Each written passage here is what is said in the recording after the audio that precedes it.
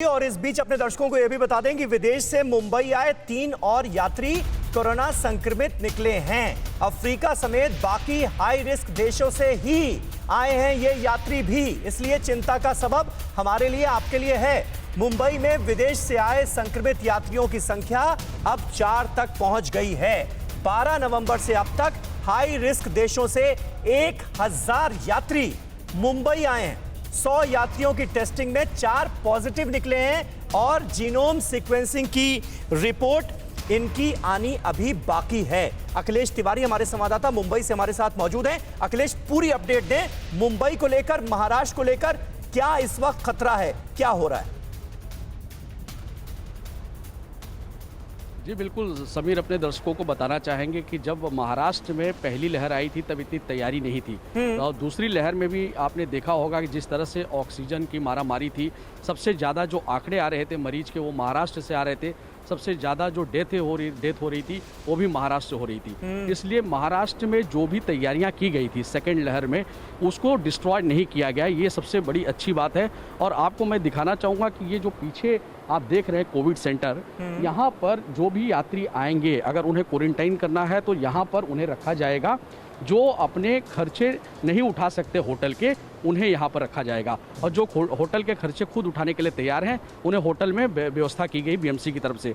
अब मुंबई में 4 लोग हो गए हैं, जबकि महाराष्ट्र में 9 लोग पॉजिटिव आए हैं। अच्छा। और अभी बाकी जो यात्री मुंबई में उतरे थे 466 यात्री मुंबई के थे और उसके अलावा जो दूसरे डोमेस्टिक उड़ान लेकर गए हैं, जैसे कि वो पूना हो, नासिक हो, नागपुर हो, उन्हें भी ट्रेस करने की कोशिश की जा रही है।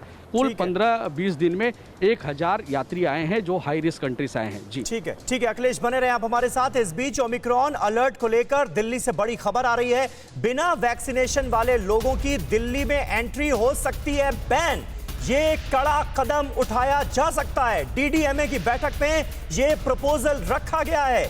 दिल्ली मेट्रो, बसों और सिनेमा हॉल में भी लग सकता है ban. DDMA, Delhi disaster management authority की बैठक में यह बड़ा प्रस्ताव रखा गया है और इससे जुड़ी तमाम अहम जानकारियां श्रद्धा चतुर्वेदी इस वक्त क्योंकि हमारे साथ मौजूद हैं और वो इस खबर पर लगातार नजर बनाए हुई थी। श्रद्धा, क्या हुआ है इस प्रपोजल के बारे में और क्या डिटेल सामने आई है, क्या हो सकता है? देखिए बीते अगर 1 हफ्ते की बात की जाए समीर, तो जैसे ही ओमिक्रॉन को लेकर के चर्चा शुरू हुई, केंद्र सरकार ने जैसे ही एक्शन लेना शुरू करा, राज्यों को लेटर लिखना शुरू किया, उसके बाद में दिल्ली सरकार एक्शन में नजर आई। क्योंकि अगर मुंबई के बाद अगर बात की जाए तो देश की राजधानी दिल्ली की जो हालत थी वो दूसरी लहर में सबसे ज्यादा भयावह तस्वीर देखने को मिली। उसके बाद में 60,000 बेड्स को और अतिरिक्त बढ़ाया जाए, इसकी कवायद शुरू की गई। अभी का हम ताज़ा अपडेट दे जाए, जो ऑक्सीजन प्लांट्स हैं उनकी संख्या को बढ़ाने पे विचार किया जा रहा है। हमने देखा कि रामलीला मैदान पर जिस तरीके से 1000 बेड लगाए गए थे, कल हमने वहां से रिपोर्ट की, वहां पर भी बेड की संख्या बढ़ाने के लिए बात की जा रही। लगातार प्रशासन अधिकारी हैं, उनके साथ में मुख्यमंत्री हैं, जो बैठक है वो कर रहे हैं। लेकिन कितने धरातल पर, जमीन पर कितना नियमों का पालन हो रहा है? हमारे साथ कुछ लोग मौजूद हैं जो दिल्ली आए हुए हैं, ट्रैवल करके आए हुए हैं। आप क्या कहेंगे, सरकार द्वारा नियमों का पालन कराया जा रहा था? जी। कहाँ से आए हैं आप? हम इलाहाबाद से आए हैं। इलाहाबाद से आए हैं। बस में आपका मास्क देखा गया, कैसे आए थे आप दिल्ली? मास्क पहन करके आए हैं। पूरा चेकिंग हो रही थी? हाँ, हर जगह। आपका थर्मल स्क्रीनिंग की गई?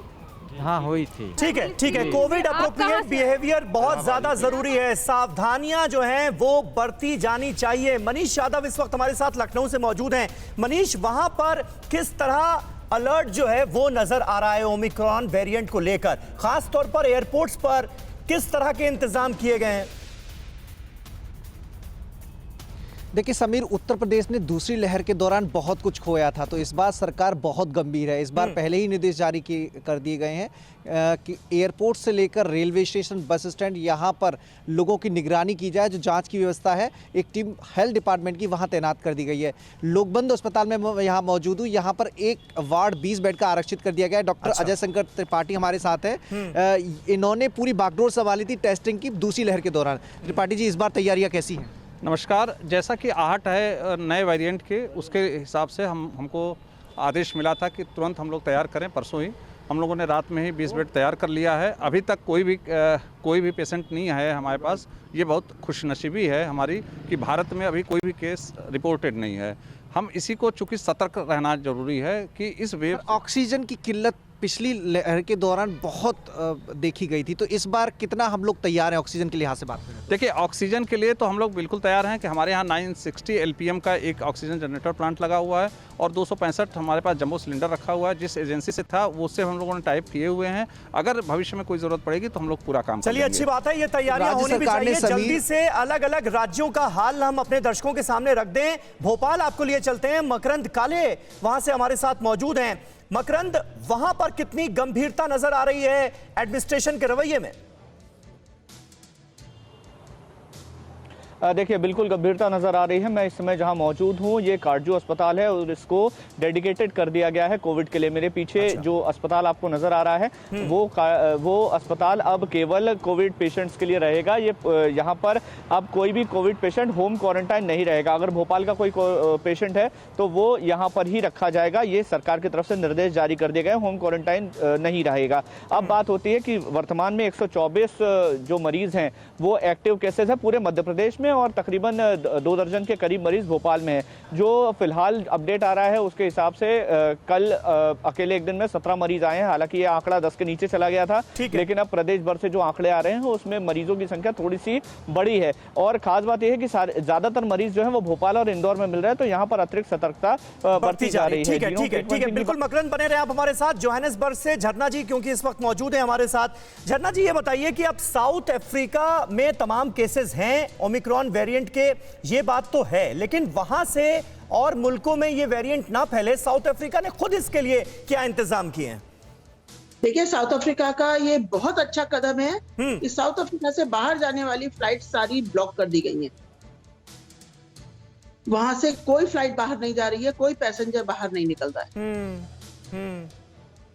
और हाँ, वहां से कोई फ्लाइट नहीं ठीक है, ये अच्छी बात है। डॉक्टर वली, यानी कुल मिलाकर हमें उस तरीके से सावधान रहना होगा, ये सोचकर कि ये वेरिएंट मुमकिन है हमारे मुल्क में भी आ गया होगा, तो ये सोचकर क्या सावधानी बरतने की जरूरत है? क्या पैनिक की सिचुएशन ना हो, लेकिन सावधानी उतनी ही हम बरतें जैसी पहली बरती जा रही थी?